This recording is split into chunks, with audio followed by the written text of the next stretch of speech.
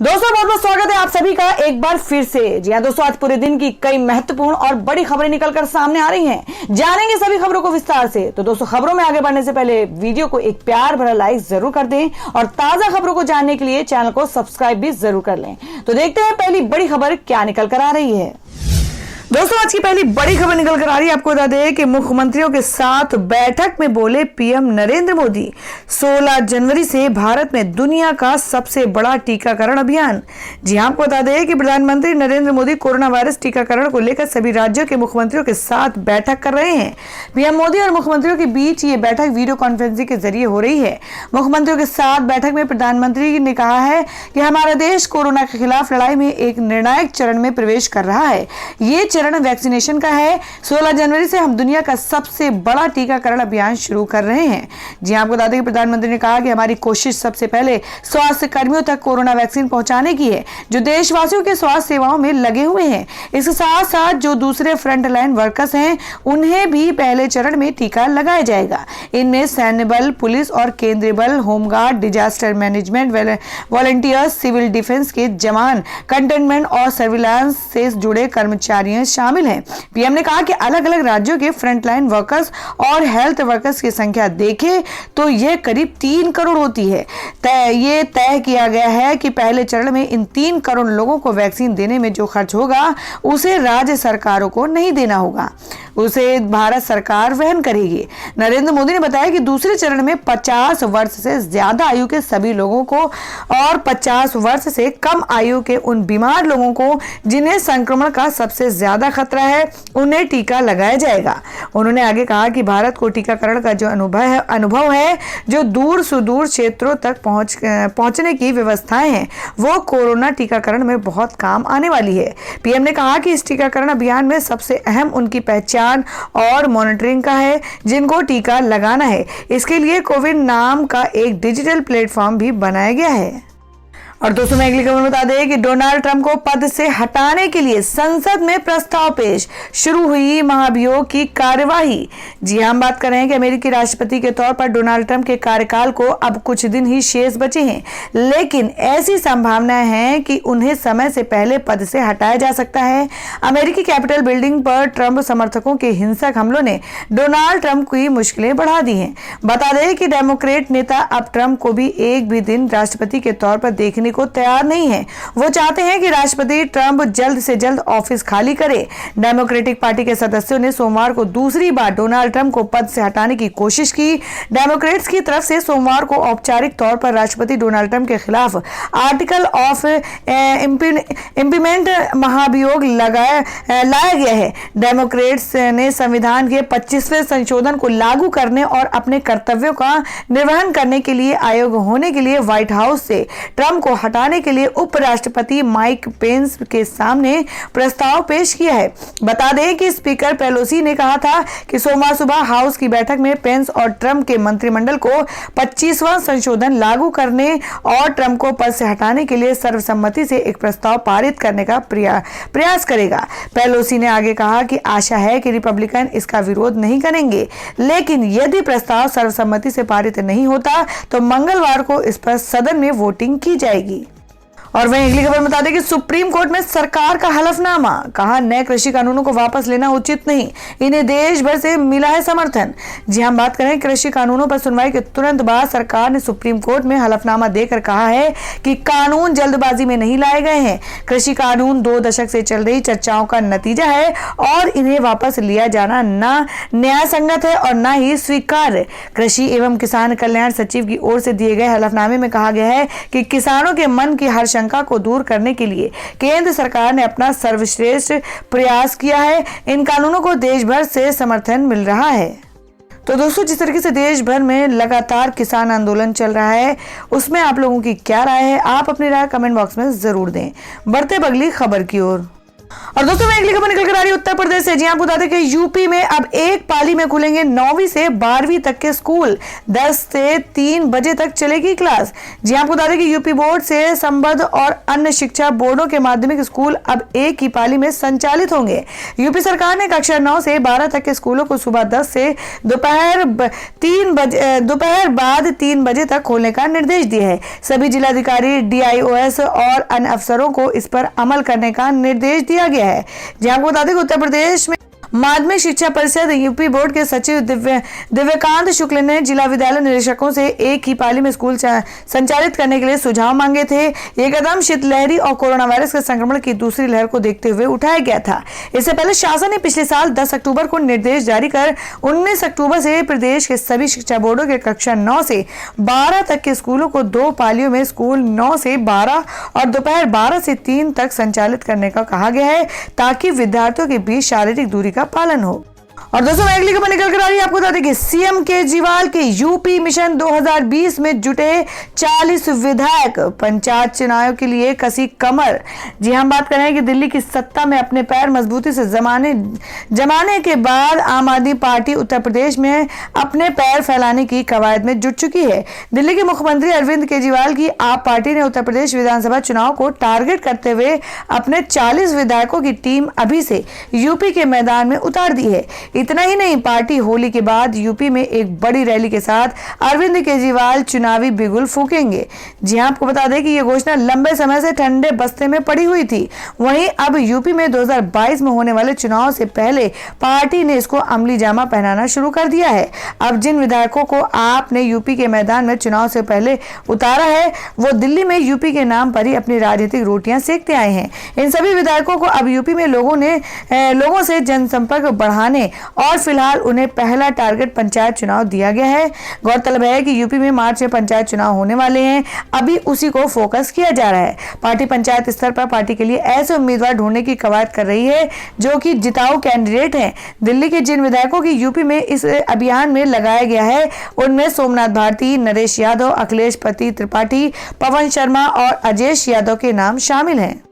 तो दोस्तों खबरों में आगे बढ़ने से पहले जान लेते हैं आज के माइंड क्विज के सवाल को। आज का सवाल आपको बताना है कि मध्य प्रदेश के राज्यपाल का क्या नाम है। इसका जवाब आपको वीडियो के नीचे कमेंट बॉक्स में देना है और सही जवाब देने वाले को रैंडमली सिलेक्ट किया जाएगा और वो जीत सकते हैं बम्पर पुरस्कार। तो बढ़ते हैं अगली खबर की ओर। और दोस्तों अगली खबर में आपको बताते हैं जो कि केरल से है कि फिल्म उद्योग और सिनेमाघरों को बड़ी राहत, टैक्स में छूट, बिजली का बिल हुआ आधा।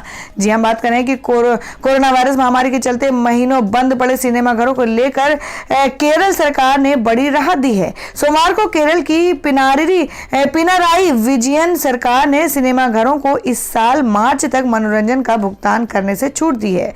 मुख्यमंत्री पिनाराई विजयन खुद ट्वीट कर इस फैसले की जानकारी दी है। बता दें कि फिल्म उद्योग और सिनेमा हॉल को जनवरी से मार्च 2021 तक मनोरंजन कर में छूट देने का फैसला एक उच्च स्तरीय बैठक में किया गया था, जिसकी अध्यक्षता सीएम पिनारायण विजयन ने की थी। इस फैसले का ऐलान करते हुए मुख्यमंत्री पिनाराई विजयन ने माइक्रो ब्लॉगिंग साइट ट्विटर पर लिखा कि जनवरी से मार्च 2021 तक छूट फिल्म उद्योग और सिनेमा हॉल को मनोरंजन कर में छूट दी गई है। सिनेमाघरों के बंद होने के दौरान 10 महीनों के लिए फिक्स्ड बिजली शुल्क 50% कम कर दिया गया है। इसके अलावा विभिन्न थिएटर्स के लाइसेंसों की वैधता बढ़ाई गई। हमारे रचनात्मक उद्योग वसूली में एक महत्वपूर्ण भूमिका निभाएंगे। और दोस्तों अगली खबर में आपको बता दें कि जो कि रायबरेली से आ रही है कि आप एमएलए सोमनाथ भारती के चेहरे पर फेंकी गई स्याही, विवादित बयान पर हुए हैं गिरफ्तार। जी आपको बता दें कि उत्तर प्रदेश के रायबरेली में आम आदमी पार्टी के विधायक और दिल्ली के पूर्व मंत्री सोमनाथ भारती को गिरफ्तार कर लिया गया है। बताया जा रहा है कि ये गिरफ्तारी उनके विवादित बयान को लेकर हुई है। अपने बयान में आप विधायक ने कहा था कि यूपी के अस्पतालों में बच्चे तो पैदा हो रहे हैं, लेकिन कुत्ते के बच्चे पैदा हो रहे हैं। बता दें कि गिरफ्तारी से पहले भारती के चेहरे पर स्याही से हमला किया गया, जिसके बाद वे आग बबूला हो गए। उन्होंने पुलिस पर स्याही फेंकवाने का आरोप लगा दिया। काफी देर नोकझोंक के बाद पुलिस विधायक को अपने साथ ले गई। आप विधायक सोमनाथ भारती शनिवार को 2 दिवसीय दौरे पर अमेठी पहुंचे थे। इस दौरान उन्होंने योगी सरकार पर तंज कसते हुए कहा कि हम उत्तर प्रदेश में आए हैं, हम यहाँ के स्कूलों को देख रहे हैं, यहाँ के अस्पताल को देख रहे हैं, ऐसी बदतर हालत में है कि अस्पतालों में बच्चों तो पैदा हो रहे हैं, हैं, लेकिन कुत्ते के बच्चे पैदा हो रहे हैं। दरअसल मिर्जापुर में सरकारी अस्पताल की बेड पर मरीजों के साथ कुत्ते बैठे मिले थे। विधायक ने ये बयान इसी को लेकर दिया था। और दोस्तों, मैं अगली खबर में आपको बता दें कि रजनीकांत का फैंस के नाम संदेश। कहा, राजनीति में आने का दबाव ना बनाएं, मुझे तकलीफ होती है। जी हम बात करें कि तमिल एक्टर रजनीकांत ने पिछले महीने राजनीति में नहीं आने का ऐलान करके सभी को चौंका दिया था और रजनीकांत को लेकर उनके फैंस लंबे समय से उनकी राजनीति में आने की उम्मीद लगाकर बैठे थे, लेकिन उन्होंने स्पष्ट तौर पर यह कह दिया है कि वो राजनीति में एंट्री नहीं लेंगे। लेकिन रजनीकांत के फैंस अभी भी उन पर पॉलिटिक्स में आने को लेकर दबाव डाल रहे हैं। इसको लेकर अब रजनीकांत ने अपने फैंस से अपील की है कि वो ऐसा ना करें। रजनीकांत ने कहा है कि फैंस का दबाव बार बार मुझे दर्द दे रहा है। और दोस्तों, अगली खबर आ रही है उत्तर प्रदेश से। जी आपको बता दें कि जिसमें सीएम योगी ने 51 लाख बुजुर्गों को दी वृद्धावस्था पेंशन। केंद्र के 43 लाख लोगों के जोड़ने के लक्ष्य को छोड़ा पीछे। जी आपको बता दें कि प्रदेश में सत्ता की बागडोर संभालते ही मुख्यमंत्री योगी आदित्यनाथ ने गरीबों, महिलाओं, निराश्रितों व बुजुर्गों के सभी हितों के लिए काम करना आरंभ किया तो सभी के चेहरे पर खुशहाली आने लगी। सभी के लिए स्वास्थ्य, रोजगार व अन्य कल्याणकारी योजनाओं से जोड़ने व सुविधाओं को उपलब्ध कराने के लिए युद्ध स्तर पर कार्य किए जा रहे हैं। इसी का नतीजा है कि योगी सरकार बुजुर्गों को पेंशन देने के मामले में भी अब सबसे आगे है। मुख्यमंत्री योगी आदित्यनाथ सरकार ने यूपी में अब 51 लाख से अधिक बुजुर्गों को वृद्धावस्था पेंशन योजना से जोड़कर एक नया रिकॉर्ड बना दिया है, जो केंद्र सरकार के 43.45 लाख लोगों को जोड़ने के लक्ष्य से करीब 7 लाख अधिक है। तो दोस्तों, खबरों में आगे बढ़ने से पहले एक बार फिर से आपको याद दिला दें कि अगर आपने अभी तक हमारी वीडियो को लाइक नहीं किया तो जल्दी से वीडियो को लाइक कर दें, क्योंकि आपका एक लाइक हमारे लिए बहुत ही महत्वपूर्ण होता है। और अगर आप हमारे चैनल पर नए हैं तो चैनल को जरूर सब्सक्राइब कर लें और बेल के बटन को भी जरूर हिट कर दें। और हमारी पूरी न्यूज को जानने के लिए वीडियो को लास्ट तक जरूर देखें। बढ़ते अगली खबर की ओर। और दोस्तों, मैं अगली खबर में आपको बता दें जिसमें सुप्रीम कोर्ट ने केंद्र सरकार से कहा कि आप नहीं चाहते तो हम लगाएंगे नए कृषि कानूनों पर रोक। सुनवाई कल तक के लिए टली। जी हां, आपको बता दें कि केंद्र सरकार की ओर से लाए गए नए कृषि कानूनों और इनके विरोध में चल रहे किसान आंदोलन को लेकर दायर याचिका पर कल यानी 11 जनवरी सुप्रीम कोर्ट को सुनवाई हुई। कानूनों को चुनौती देने वाली याचिका पर सुनवाई के दौरान चीफ जस्टिस बोबडे ने केंद्र से पूछा है कि क्या आप नए कृषि कानूनों को फिलहाल लागू करने से रोक सकते हैं। चीफ जस्टिस से कहा गया है, चीफ जस्टिस ने कहा कि अगर आप ऐसा नहीं चाहते हैं तो अदालत इन नए कृषि कानूनों पर रोक लगाएगी। अदालत ने एक कमेटी बनाने की बात कही है जो नए कृषि कानूनों को लेकर रिपोर्ट देगी। अदालत मामले में मंगलवार को फिर सुनवाई करेगी। जी आपको बता दें, उन्होंने कहा कि जिस तरह से सरकार इस मामले को हैंडल कर रही है हम उससे खुश नहीं हैं। अब भी आपकी ओर से कोई पहल होती नहीं दिख रही है। पिछली सुनवाई में भी बातचीत चलने के बारे में कहा गया और अब भी हम ये जानना चाहते हैं कि क्या इन कानूनों को फिलहाल के लिए रोका नहीं जा सकता है। कृषि कानूनों की संवैधानिक वैधता को चुनौती देने वाली याचिकाओं पर सीजेआई ने कहा कि अगर केंद्र सरकार कृषि कानूनों को लागू करने पर रोक नहीं लगाना चाहती तो हम इन पर रोक लगाएंगे। और दोस्तों, मैं अगली खबर निकल कर आ रही कि हिंदू महासभा ने नाथूराम गोडसे के नाम पर खोला स्टडी सेंटर, मचा बवाल।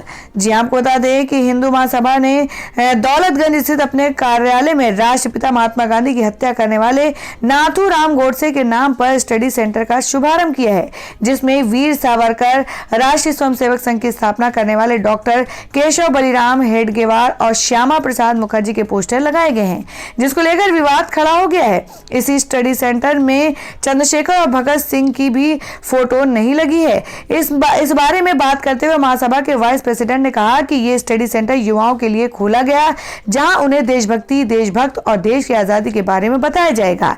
कांग्रेस ने जमकर इस बात के लिए भाजपा और हिंदू महासभा पर निशाना साधा है। एमपी कांग्रेस के दिग्गज नेता और पूर्व मंत्री डॉक्टर गोविंद सिंह ने कहा कि भाजपा आरएसएस की सरकार बनती है तब महात्मा गांधी के हत्यारे का महिमा मंडित किया जाता है। ये सभी बापू के हत्यारे को आदर्श मानती हैं। इससे आप अंदाजा लगा सकते हैं कि इन सभी की मंशा क्या है। और दोस्तों मैं अगली खबर निकल कर आ रही बिहार से। जी आपको बता दें कि फेक डिग्रियों की जांच के लिए बड़ा कदम, 53,000 शिक्षकों को दिखाने पड़ सकते हैं कागजात। जी हम बात करें कि बिहार में जल्द ही 53,000 शिक्षकों को अपनी नौकरी बचाने के लिए शैक्षणिक दस्तावेज दिखाने पड़ सकते हैं। राज्य सरकार इतनी बड़ी संख्या में स्कूटी टीचरों और अपने शिक्षा की डिग्री की प्रामाणिकता साबित करने के लिए कहेगी, क्योंकि सतर्कता जांच ब्यूरो यानी VIB को 53,000 शिक्षकों के नियोजन फोल्डर नहीं मिले हैं। शिक्षा विभाग और निगरानी ब्यूरो के अधिकारियों ने आला अधिकारियों की बैठक में यह फैसला लिया गया है। राज्य में फेक डिग्रियों की जांच के लिए यह कदम उठाया है। दरअसल इससे पहले पिछले साल अदालत ने राज्य सरकार को कॉन्ट्रैक्ट टीचरों के वेरिफिकेशन डिटेल्स सबमिट करने के लिए 12 जनवरी तक का समय दिया था। VIB के एक सूत्र ने इंडियन एक्सप्रेस को बताया कि चूंकि ब्यूरो और शिक्षा विभाग के संयुक्त प्रयासों के बावजूद सभी शिक्षकों की डिग्री हासिल करने में बहुत परेशानी हुई है, इसलिए हमने अब फैसला लिया है कि शिक्षकों को खुद अपनी डिग्री साबित करने के लिए प्रमाण दिखाने होंगे। और वहीं अगली खबर में जान लेते हैं क्या है देश भर में मौसम के ताजा हालात। जी आपको बता दें कि उत्तर भारत में बर्फीली हवाओं से कपकपाहट भरी ठंड, जाने मकर संक्रांति तक मौसम का हाल। जी हम बात करें कि उत्तर भारत में बादल छटने और बर्फीली हवा चलने से कपकपाहट भरी ठंड जारी है। मौसम विभाग ने पहले ही चेतावनी दी थी कि बारिश के दौर के बाद उत्तर भारत में शीतलहर लौटेगी। उधर पहाड़ों पर बर्फबारी भले ही अभी रुकी हो, लेकिन बर्फ की मोटी परत तक हर तरह दिखाई दे रही है। जम्मू कश्मीर, उत्तराखंड और हिमाचल में आम जिंदगी बर्फ के चलते जमसी गई है। पहाड़ी इलाकों में बर्फबारी से थोड़ी राहत की उम्मीद है। 14 जनवरी तक मौसम के खुले रहने के आसार हैं। दिल्ली और आसपास के इलाकों में शीतलहर की वापसी हो गई है, ठंड बढ़ गई और 14 जनवरी तक न्यूनतम तापमान 5 डिग्री तक पहुंचने की संभावना है। तो दोस्तों ये थी अब तक की सभी बड़ी खबरों की अपडेट्स। टुडे ब्रेकिंग न्यूज और लेटेस्ट खबरों को देखने के लिए हमारे चैनल को सब्सक्राइब जरूर कर लें, वीडियो को लाइक और शेयर भी जरूर कर दें अपने दोस्तों और रिलेटिव्स के साथ। तो दोस्तों फिर मिलेंगे काम की खबरों और सरकारी योजनाओं की एक और नई वीडियो के साथ। तब तक के लिए धन्यवाद दोस्तों।